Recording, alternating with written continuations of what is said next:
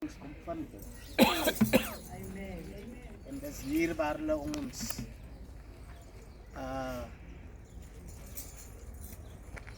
Here, praise you. ja, Dank u, Here. verseker is hier. Ja, Dat die kerk staan agter ons. praise you. Amen. Dankie Here. Yes, Lord. Die Here net vandag. Amen. Dankie Jesus.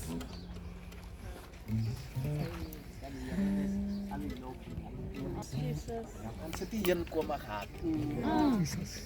Ek het hier rondgeloop met die gemeente Praise God. en 'n plek te soek. Baie leiers het vir my gesê dat nie dat ek wou 'n leier wees nie. Net met die gemeente geloop. En baie het my gesê dat hulle die plek is nog in hulle kerk. Jesus. Die Here en ek het die dierbares gevra om te bid.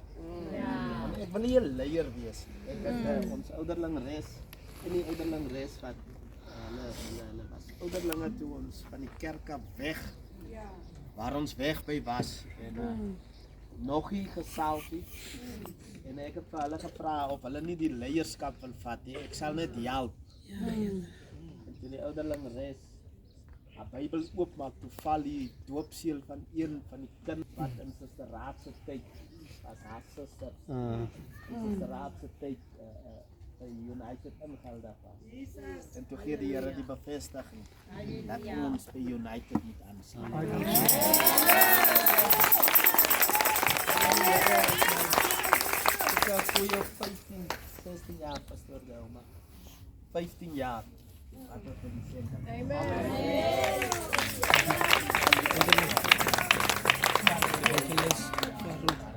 Kom maar, sy kar is nog dood by die huis. Jy moet net 'n jumpstart vir my.